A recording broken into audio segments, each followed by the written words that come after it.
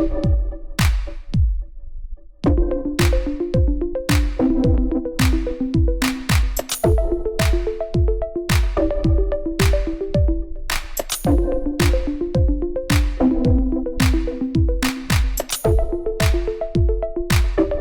everyone, and welcome to the Priceless Podcast. Today, of course, like every Monday, with a new guest. My name is Michael Sechen, and I'm the host of this podcast. This podcast is made in partnership with the European Forum of LGBT Christian Groups. If you want to give a donation to the European Forum and or this podcast, you can find all the necessary information in the podcast description, as well as some links that might come up during this interview, or that I will just ask my next guest to let me know about some interesting links that you can learn a bit more about the topic that we'll talk about today. So my new guest today is Adriaan van Klinken. He's from the Netherlands but lives in the UK in Leeds. And he'll tell a little bit more about himself, but the topic we're talking about today is living with HIV. So hello, Adriaan. Thank you so much for being with me. Would you tell a few words about yourself? What would you like our viewers to know about who you are? Good question. Thank you so much, Michael, for having me today. It's a pleasure to be part of your podcast, and I look forward to the conversation today. So my name is Adriaan, indeed, and as you just mentioned, I am from the Netherlands, where I grew up and lived for the first 20... When did I move to the UK? For the first 30 years or so of my life, and I moved to the UK 8 years ago because I got a job here at a university where I teach, and so I've been living in the UK for the past 8 years, and I'm married. My husband and I are both from the Netherlands, so we moved here together. And in relation to the topic of today, I was diagnosed with HIV 5 years ago. So I've been living with HIV for the past 5 years, which has been an interesting journey. And I suppose that's the topic that you would like to discuss with me.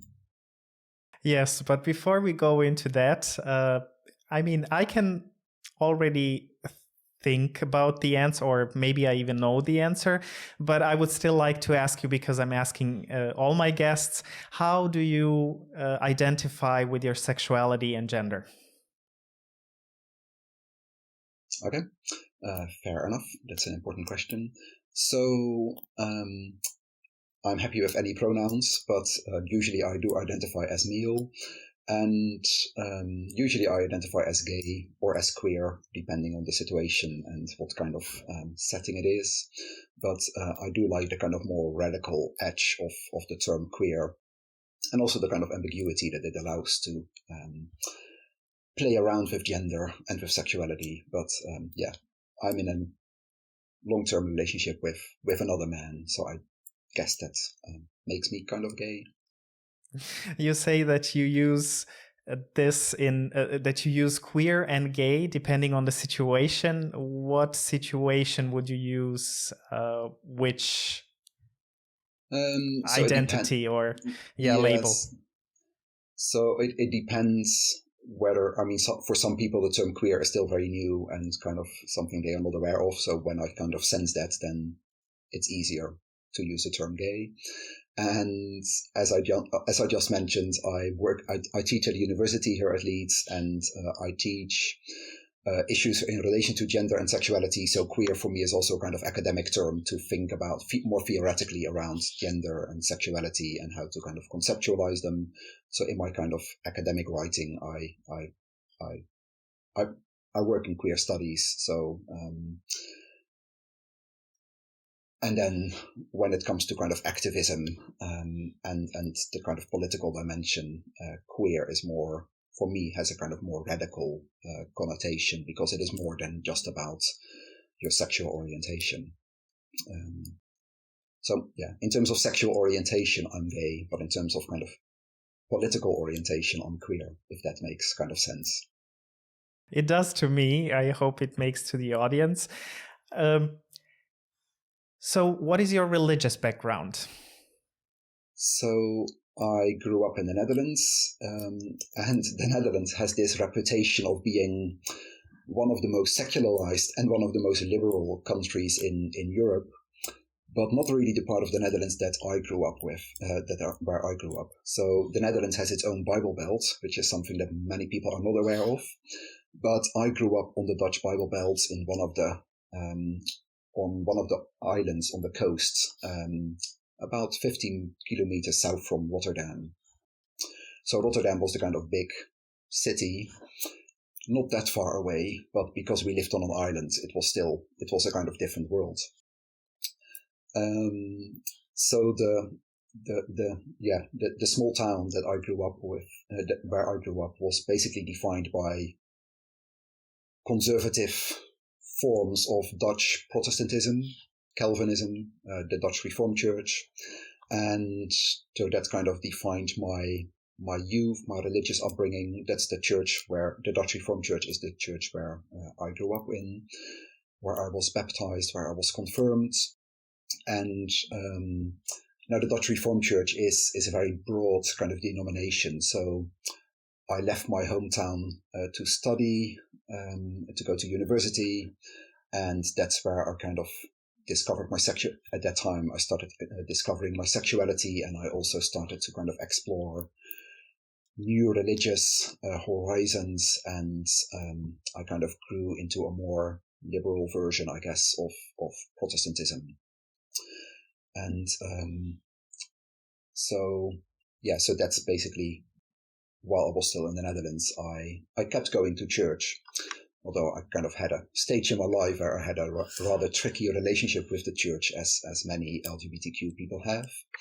But overall, I kept going to church. I've always been kind of actively involved in church, but it's shifted from this rather conservative part of the Dutch Bible Belt in the Dutch Reformed Church to a much more liberal kind of version of Protestantism. And since moving to the UK 8 years ago, I have been attending the Anglican Church, the Church of England, and currently I'm actively involved in a very inclusive Anglican parish here in Leeds. How was it growing up gay in the Netherlands for you and connected to the church? And maybe if you can say a little bit, how was it for you to come to terms with being gay and your faith?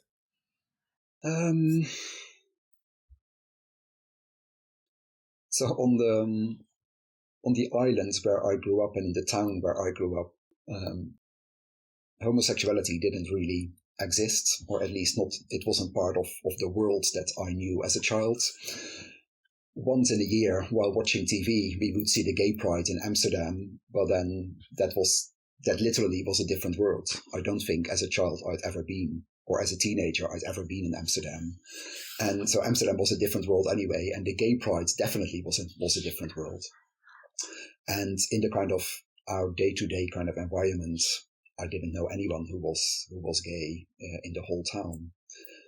So it was when, as a teenager growing up, etc., it never was actually a serious thought that I might be gay. I did wonder why I had so many female friends, but never fell in love with them, etc. So it kind of that puzzled me sometimes. But being gay was never a serious option, really. Until I went to university, I moved to a different city, and I was exposed to a kind of different environment. Sorry. That was when I started thinking about issues of sexuality, my own sexuality, much more actively. And I was studying theology, and so that was an interesting, and initially at a rather kind of conservative evangelical kind of institution. And at that time, in the church that I was part of, in the Dutch Reformed Church, there was a huge debate around gay issues, around the question of the ordination of gay clergy, and the question of same-sex marriage for gay couples. So it was the whole debate in the denomination at large was very kind of politicized. And so as a student at that kind of evangelical theological school, I decided to write an essay about Bible and homosexuality, and I gave a presentation to my fellow students about that topic, and which didn't go down very well. It was a really kind of important part of my own process, because I started reading a lot and thinking theologically about different views, different ways of thinking about Bible and homosexuality.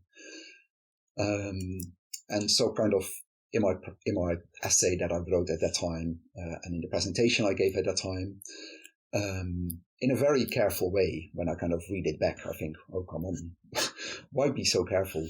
But at that time, it felt like kind of a radical step forward, right? But at least I kind of started exploring a space where it was possible to think my sexuality and my faith together, where I realized that actually you can use the Bible and support gay relationships, same-sex relationships, and there are alternative views.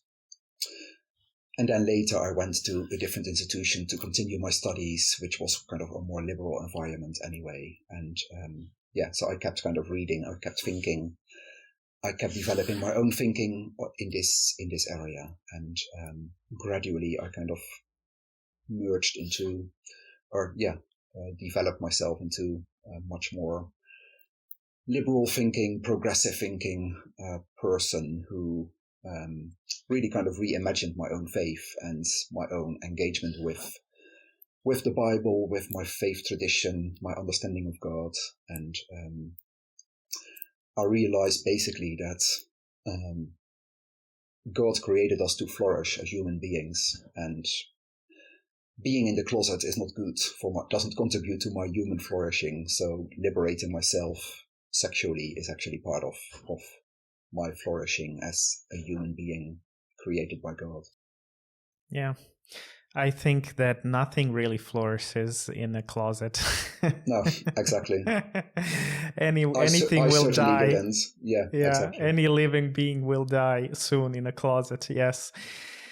So you mentioned when you were introducing yourself that you were diagnosed with HIV 5 years ago. How was that for you to be diagnosed with HIV? It was a really, how to put it, somehow it was a really interesting combination of different parts of my kind of biography, because I had been working on issues of HIV in my kind of academic work for the past 15 years or so. So while I was a student at Utrecht University in the Netherlands, I actually studied in South Africa. I was a visiting student in South Africa in 2006, so now 15 years ago. And I was a visiting student in the master program for Theology and HIV/AIDS at a South African university. And at that time, the HIV epidemic in South Africa was kind of was on a top level, with infection rates of coming close to 30%, I think, at that time in South Africa. So I did a lot of volunteering work in South Africa with home-based care programs. I literally saw people dying of HIV, of AIDS. So that was my kind of first exposure to the realities of the HIV epidemic. And since then, I ended up writing my master's dissertation on theology and HIV in South Africa. And so the theme of HIV and religion was kind of part of my kind of academic biography, because I continued writing about it. My first academic journal article that I published was on theology and HIV, etc.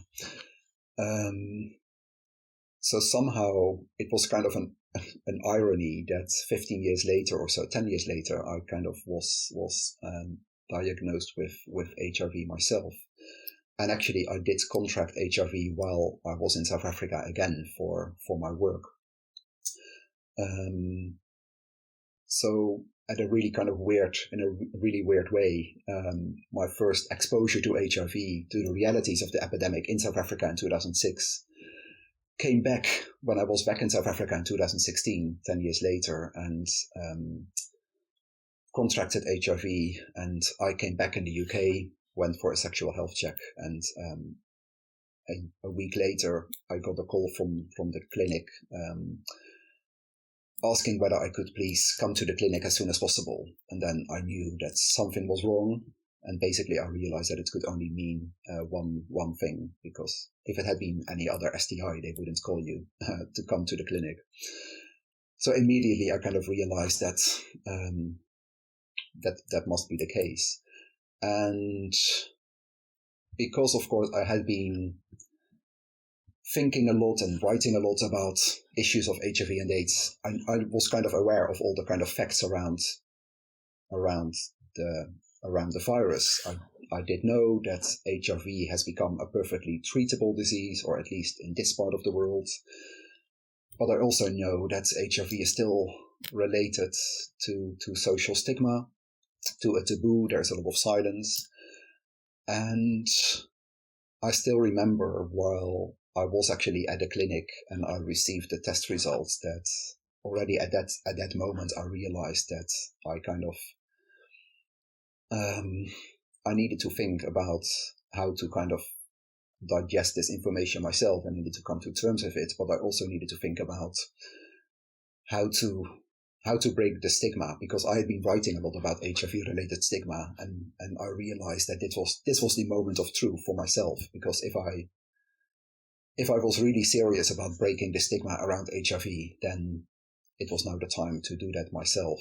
And so at a very early stage, after receiving the kind of my own diagnosis, I put a lot of pressure on myself, I think, in the kind of early couple of weeks and months, that I felt that I needed to find a way of disclosing my status and breaking the stigma. But at the same time, of course, I needed time to digest my diagnosis myself and with my partner. And we needed to talk about things and etc. So it was a really kind of strange situation where I realized that what I had been thinking about and writing about for the past 10 years suddenly was something that I needed to practice myself, practice what you preach. But initially I put a lot of pressure on myself to kind of make that step while I wasn't yet emotionally ready for it. But then a friend who I shared it with and was talking about the whole situation with, she basically told me that I shouldn't make any kind of step in talking about it and disclosing it publicly when I'm not yet ready for it. So she basically told me, take your time. There is no rush. There is no need to do these things overnight. And that was really good advice, which kind of helped me to take time to digest things personally for myself. And then gradually I kind of started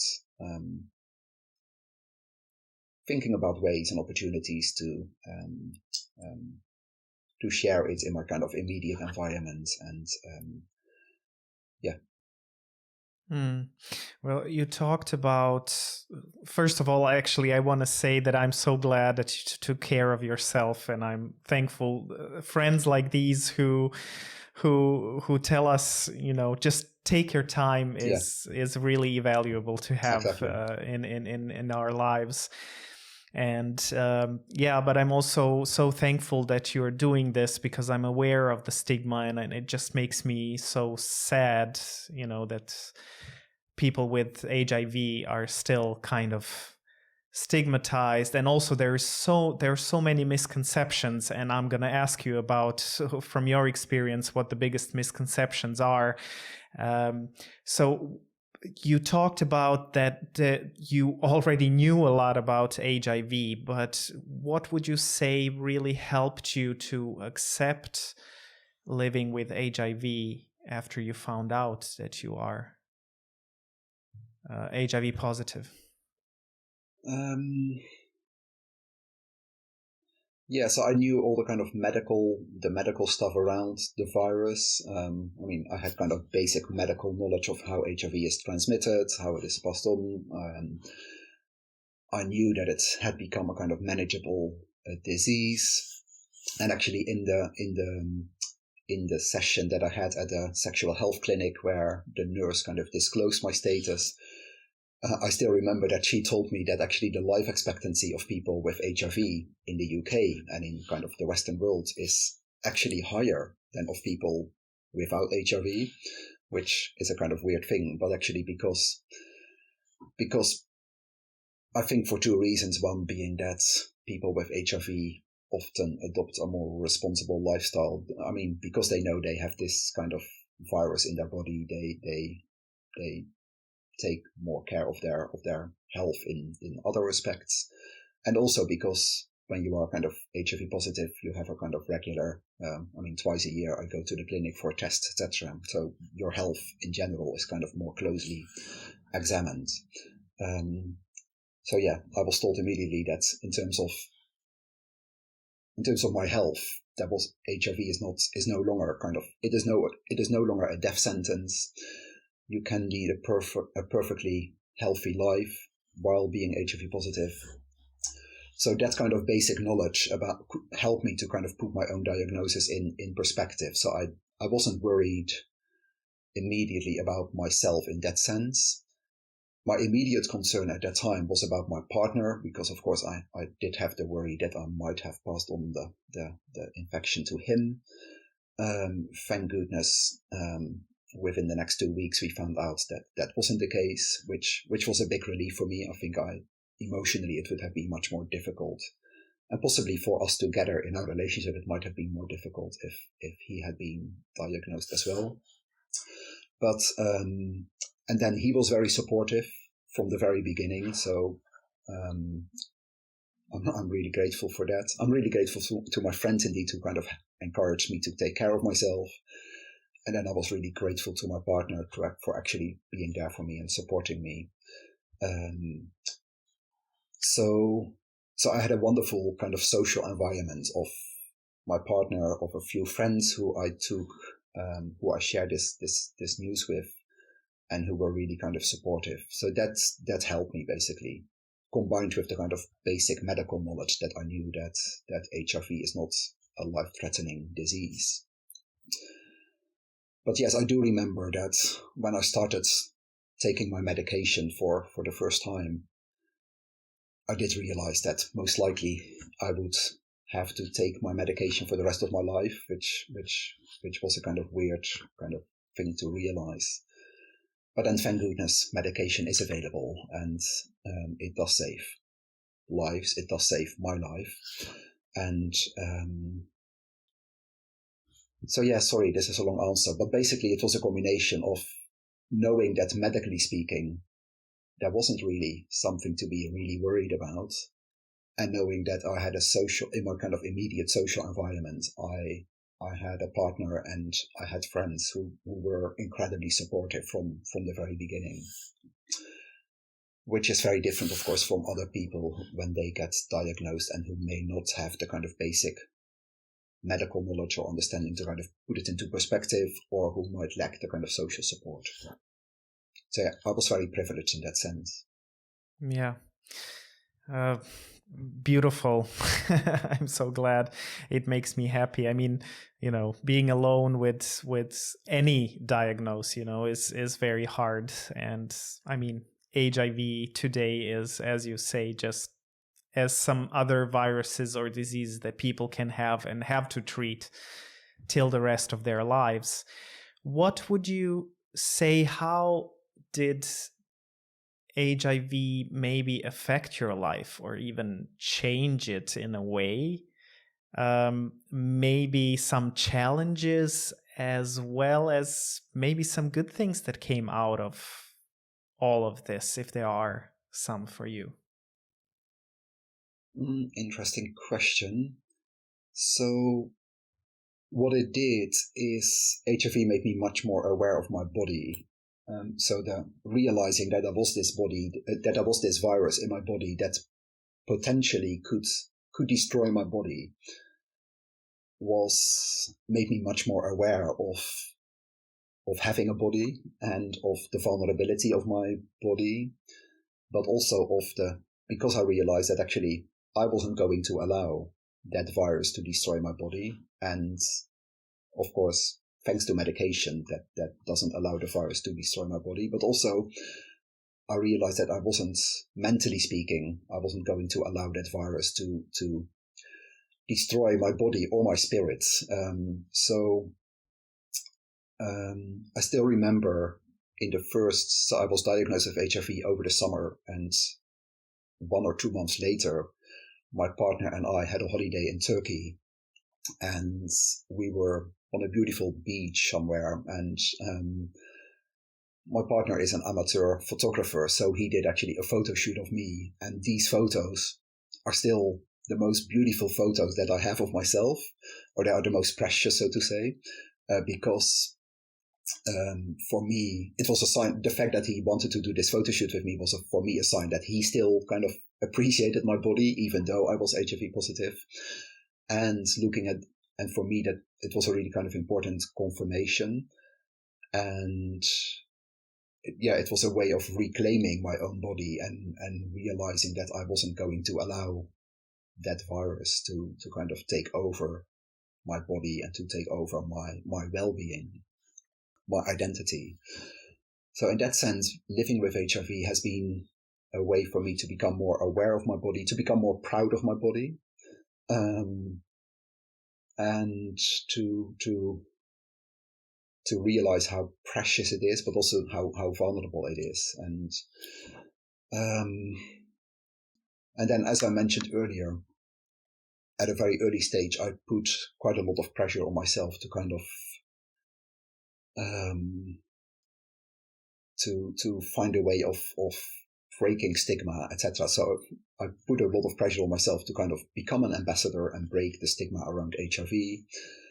And so, just to give an example, a week or 2 weeks before my own diagnosis with HIV, I had just been invited at a different university to give a public lecture at the occasion of World AIDS Day in December.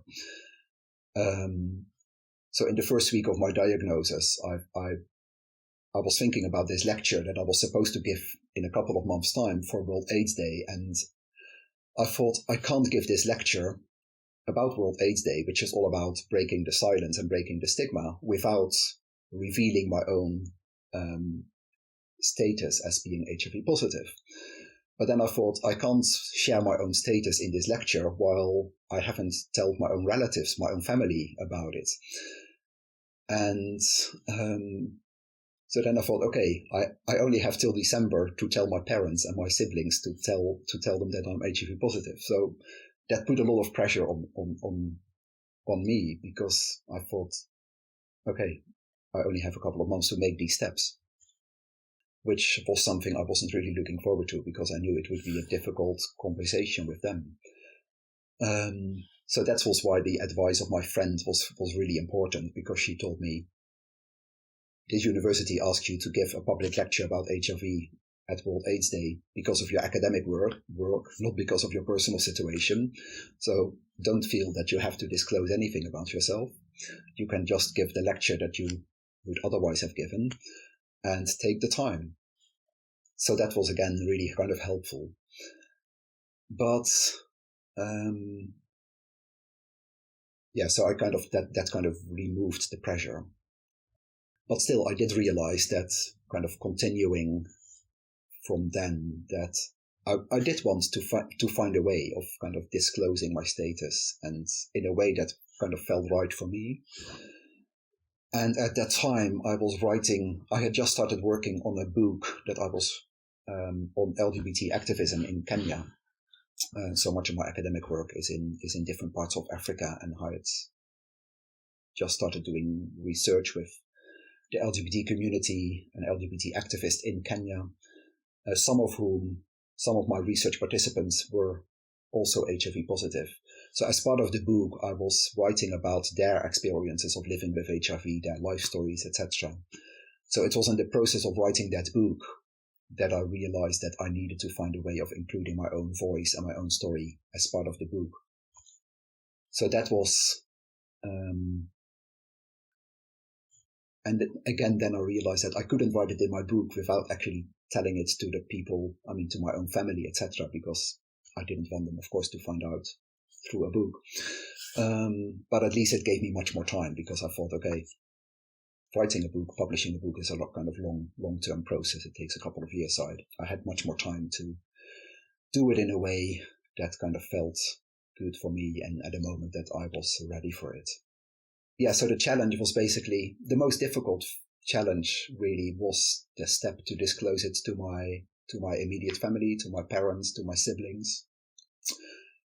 Mostly, I think, because, as I mentioned earlier, I grew up in this kind of conservative Dutch Protestant environment, and my parents and my siblings had come to accept my sexuality and had come to kind of accept my partner on the basis of an expectation about my sexual lifestyle, so to say, right? So having to go back to them and have a second coming out, because that's basically how it felt, and tell them that I was HIV positive, I knew that it would kind of call into question a whole range of assumptions that they had. So it was so that was basically the major challenge, and which was the most difficult thing to do. And apart from that, I realized that I don't really care what other people think about me living with HIV. If they have issues with it, so be it. If they don't like it, so be it. If they have all kind of stereotypes and stigma attached to me, so be it. But I did care about how my kind of immediate family would kind of take it. So that was the most challenging step, and that has been difficult.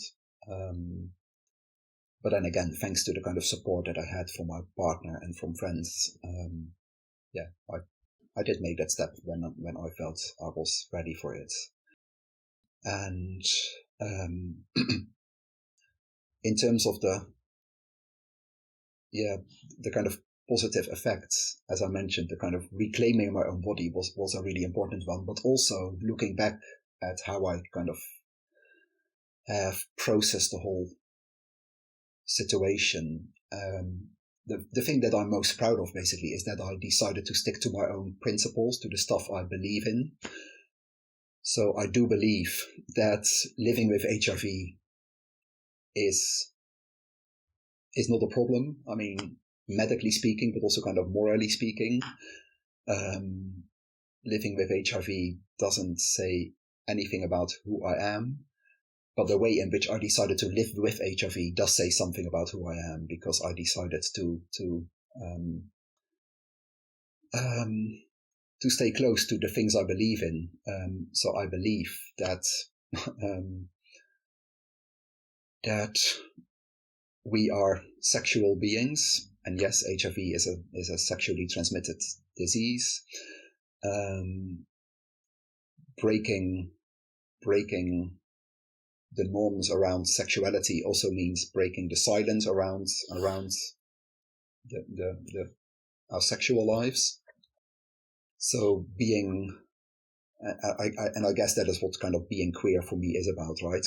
To come back to that theme. The kind of norms that are still existing in society around sexuality, about what is considered acceptable, what is considered decent, what is considered morally acceptable, etc. They are still quite strong, and so making the step basically to kind of disclose my status was important for me, because it was a way for me to kind of bring home the point that there's nothing wrong with living with HIV. Living with HIV doesn't mean that I am immoral in whatever sense. Living with HIV doesn't make me a lesser human being. And that's what I would tell people previously. But now I had to kind of apply that to myself. And So basically, the practice what you preach thing, that is what I kind of was able to do after processing things, etc. And that is something that I'm most kind of proud of. I mean, now that I listen to you, I'm just thinking about this whole morality thing in our world, where this morality, well, different moral values became a source of judgment, not really about, how can I live a healthy life and how can I be a better human being? But that's a question for myself. It's not about judging people, and it became so much about judgment, which makes me so sad. Listening to you talked about the challenge of telling your family, and I know that this is maybe going too intimate, and of course you're free to say that you don't want to answer this question. How was it for you to come out to your family? It was hard. It was one of the most it was actually harder, I guess, than actually somehow in some way it was actually harder than actually coming out in terms of my sexuality, which was a really hard thing to do at that time as well. So I don't actually know what was harder, but yeah, somehow it was really hard, partly exactly because the reason that I mentioned earlier. It's they had come to accept my sexuality on the basis of certain assumptions, and me having to come out as HIV positive called these assumptions into question. And then I didn't really want to have a conversation with them about my sexual choices, because why would I? So it was a kind of tricky thing to kind of navigate, because I had decided that I was going to write about it in my book. So I realized that I had a responsibility then to tell them. But then I also knew that it would be a difficult conversation, and I didn't want to necessarily give them a lot of details about what exactly was the situation, etc. Anyway, to make a long story short, it was a difficult conversation. It's still something that we don't talk really about. But I mean, the most important thing for me was that my kind of parents told me that whatever the situation is, we still love you, and that's what they told me after I came out as gay, and that's what they told me after disclosing my HIV status. So maybe it's a good thing that we didn't have a kind of long, difficult conversation about it, and that we kind of left it there, because sometimes it's better not to have a very detailed conversation about certain issues and just to respect people in their own kind of in the decisions that they make. Yeah, I agree. Especially, I mean, we need to know the people that we are talking to, and of course, if they want to, they can always come and ask, I suppose. So it's better to keep it short and let the people decide how much they want to know. But when we are talking about knowing and you working with HIV for such a long, with the topic of HIV for such a long time, what are the biggest or the major misconceptions of HIV and also people with HIV?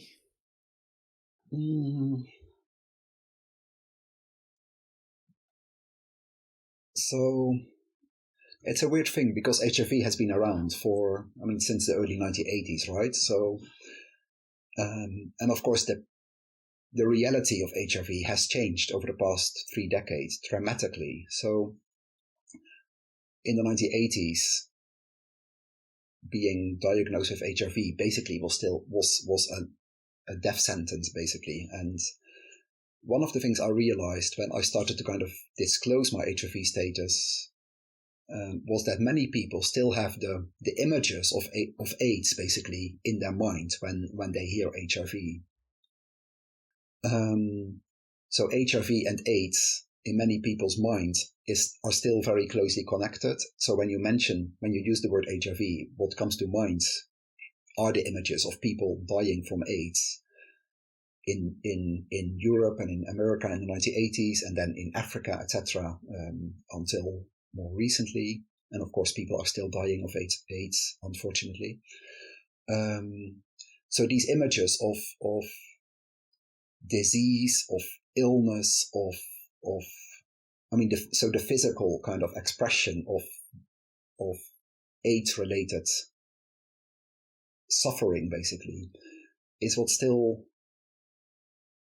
comes to mind in my kind of experience when you mention HIV, even if people know that the medical situation has changed, that HIV has become treatable, has become manageable. So there is a kind of mismatch between the kind of rational realization that HIV has become a manageable disease, but still the imagery of AIDS as a kind of life-threatening disease from the 1980s. Which means that in many people's minds, or at least people from that kind of generation who kind of actively, who kind of still know them, have those kind of images in mind, HIV still has a very different meaning emotionally than any other kind of virus. And then, of course, related to that is, of course, the whole stigmatization around HIV, which was very strong in the 1980s, but which still hasn't entirely disappeared. So, and especially in the 1980s in America and in Europe, AIDS was seen as a punishment from God for the sin of homosexuality, or as a sin, as a punishment for sexual immorality, etc. And even though that kind of language perhaps is no longer explicitly used, I think implicitly or more subtly, these associations are still very real.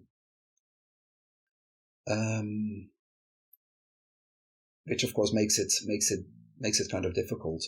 And then even in the gay community, I've realized that the stigma around HIV is still very real, and partly that is about a lack of knowledge, a lack of understanding. So, in kind of sexual health prevention messages, the key message now is undetectable means untransmittable, basically meaning that when you are on treatment for HIV, the viral load in your body is reduced to such an extent that you can't actually pass on the virus through sexual encounters. But even though that is a medical fact, but many people, even the gay community, still have not kind of processed that knowledge. So there is still a lot of the stigma around HIV as something that is threatening is something that you can find on hookup apps such as Grindr, where as soon as you tick the box on Grindr that you are HIV positive or undetectable, you end up having very different conversations than you would have otherwise, So it's which is a sign that the knowledge that is there, the facts that are there, are not yet disseminated, are not just embraced, are not yet incorporated by everyone, which underlines the need to kind of continue investing in getting that message out. It underlines the need to continue educating people, and it underlines the need to continue people living with HIV telling their stories, their experiences, if they feel they can, just to bring home the point that people who are HIV positive are human beings like everyone else, and are actually, medically speaking, perfectly healthy, etc. So there's nothing to be worried about in that sense. Yes. So how would you go about doing this? I mean, you mentioned people sharing their stories, but are there any other ways that you think of, this is what should be done within societies to get away from the stigma and, that people know better and that it's not such a taboo and that there is not such a silence around HIV? It's a difficult question, of course, because everyone is in a different situation. So many people living with HIV for perfectly acceptable reasons decide not to disclose their status. And I completely respect that kind of decision. I understand why people reach that decision, because it requires it is a lot of emotional labor to go through that process of disclosing your status, etc. And I completely understand why some people don't want to bring that upon themselves. But at the same time, I do believe that it's really important, because only by telling about your experiences, sharing your stories, HIV can be humanized, and people living with HIV can be humanized. So just to give you one example of the way in which I do that myself, I made it a step a few years ago to tell my students that I teach at university, and as part of my course, I do kind of include topics around HIV and AIDS and religion. So I decided a few years ago that I was going to share my own story with my students, and it's the only lecture in the year that I give when afterwards I always get loads of messages and emails from students saying how much they appreciated that and how much they value that. And even some, just the other week I got 2-3 emails from students who are just about to graduate saying that they still remember that session because of how for them it kind of changed their thinking about sexuality, about relationships, about embodiment, about human existence. But then I realized that I'm able to do that because I have the privilege of teaching at a university, which is a kind of liberal, progressive environment. I know that I'm not going to lose my job by doing something like this. The kind of students that I teach, more in general, are the kind of students who are open to this kind of conversations. And so I work in a very privileged and safe environment in that sense. I have a permanent job anyway, so I don't have to worry. If I had been in a different situation, if my working environment had been different, I might have made a different kind of decision. So yeah, I do believe that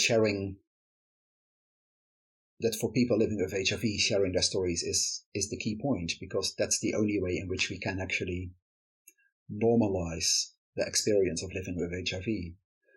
And my impact is relatively small, but when bigger names in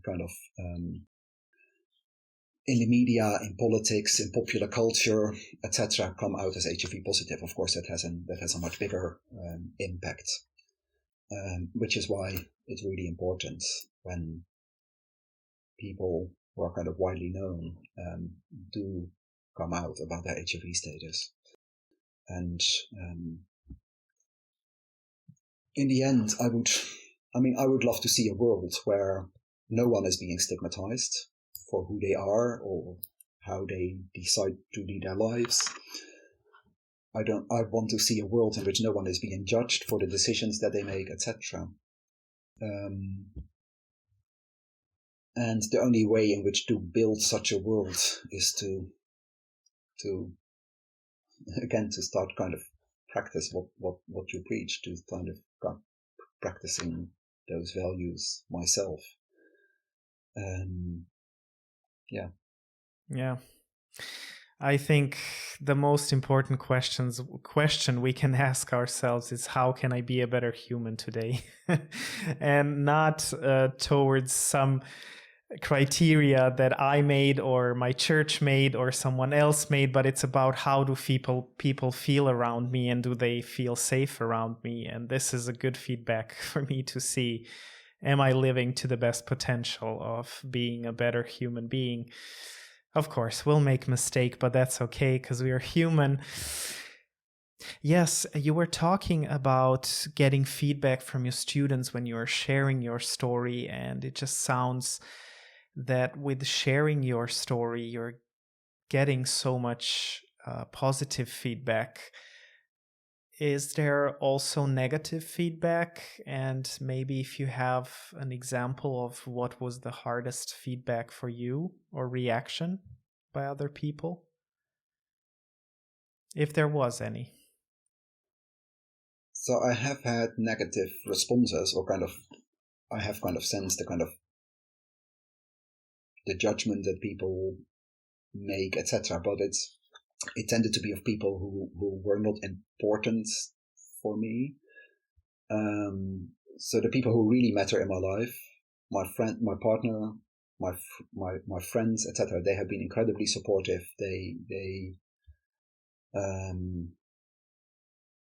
And the people then, when I started to share it more widely, so for example, with students, when I started writing about it in some of my academic writing, in general, I've always had actually really encouraging experiences. Some people did warn me and they asked whether I really wanted to do this, why I felt this was important, whether it wouldn't risk my for example, my career, etc. But in some cases, I did feel that some people might have their own thoughts about it, might have their own might have some judgments, etc. But because these were not people who were important to me in that sense, it didn't affect me in that way. Apart from, I guess, my family, as I mentioned earlier, which was a more difficult conversation, which was more tricky. So I think it would have been, in terms of negative experiences,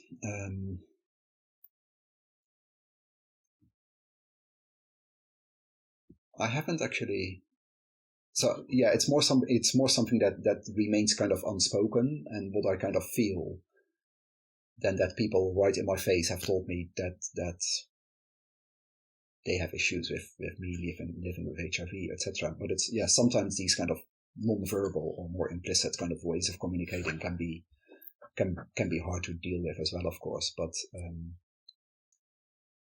I at an early stage I decided that I wasn't going to allow myself to disrupt those negative responses to affect my well-being, which has helped me, I think, to just park them and put them aside, and not to allow them to affect how I feel about myself.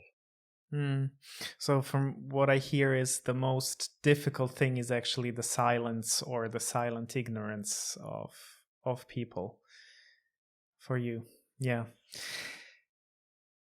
We might have maybe some viewers who watch this and they recently found out that they're HIV positive, or, they're still trying to accept themselves. What message would you give to them?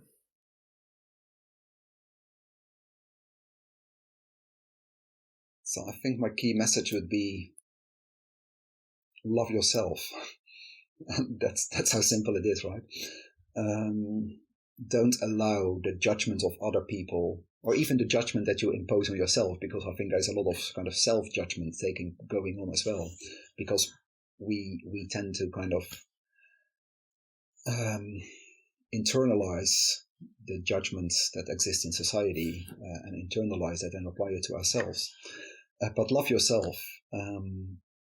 You're, medically speaking, HIV is a perfectly manageable disease.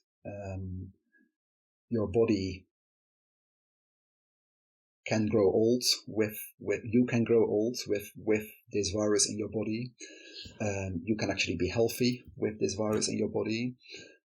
Love yourself, appreciate your body, and take self-care. So take time to process your diagnosis for yourself.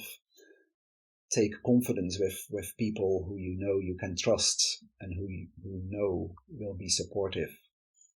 So be careful with who you decide to kind of disclose your status with. Because I was extremely lucky with the first friends I shared it with were incredibly supportive. If you don't have friends in your immediate environment who you think will be supportive, will respond in that way, try to find an alternative community. I mean, in many cities and many countries, there are kind of communities that are self-help groups of people living with HIV, support groups of people living with HIV, etc. So these are the kind of environments where actually you can find people who have gone through the same experience, who can give you with advice, whom you can safely share your own diagnosis with, and because they have been there themselves, they are there themselves, and take time. So don't make any steps in kind of disclosing your status when you are not ready, but do share it with people in a safe environment. Thank you, Adrian, so much for sharing your story. I just experienced so much vulnerability and connection with you with talking, and that's what happens with personal stories. And I actually, I don't know, I don't want to sound patronizing or anything, but I just want to encourage that for me, this is much more important than, some celebrity coming out as, or disclosing to the public that they are HIV positive. Because this way, and when you're sharing your story with the students, there is still a personal connection, and it's so much different than from some person that is actually emotionally very far away from me. And talking to you directly, immediately there is an emotional connection of some kind, and it's different. So I would encourage you.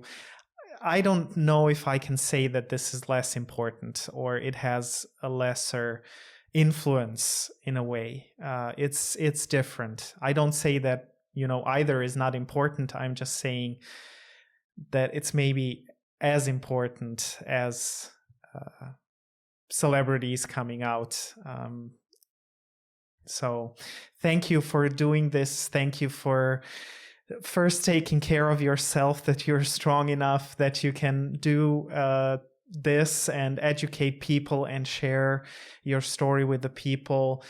To the audience who is watching this or listening to this, I would encourage you to comment and maybe write how it is in your communities when people are HIV positive. How is your community dealing with this? And especially if you have positive stories, I think one thing we want to do is to encourage people and teach them that there is always ways how we can be better humans. So thank you, Adrian, for being here. I hope you're still thankful for being invited. I definitely am. No, it has been wonderful to thanks for creating a safe space and giving me the opportunity to share my story. And yeah, in my experience, coming back to my students, but one of the things I realized that when I share my own story, people often feel the space to share their stories, not necessarily with HIV, but I think there is a power in being vulnerable, and because that allows other people to also be vulnerable. And maybe I think much in our society is about creating a strong image of yourself, right? While actually by sharing the challenges, the vulnerabilities that we also have in common as human beings, we actually create a space for those kind of experiences to be shared as well. So thank you for that. Thank you. And I got goosebumps when you were saying or talking about the power of sharing your own story and what it actually does to, the whole group or wherever we are. So thank you, dear viewers, for being with us today. Of course, I will also ask my guests to send me some links where you can learn more about HIV, maybe even some suggestions about books or other topics, not topics, but other content where you can learn more and about HIV. So this was it from us today. I'm thanking you for being with us, my guest, and don't forget this is in partnership with the European Forum. If you want to send a donation for the European Forum or for this podcast, you can do so, but just scroll down to the podcast description, and of course we'll see each other in a week. Until then, bye everyone.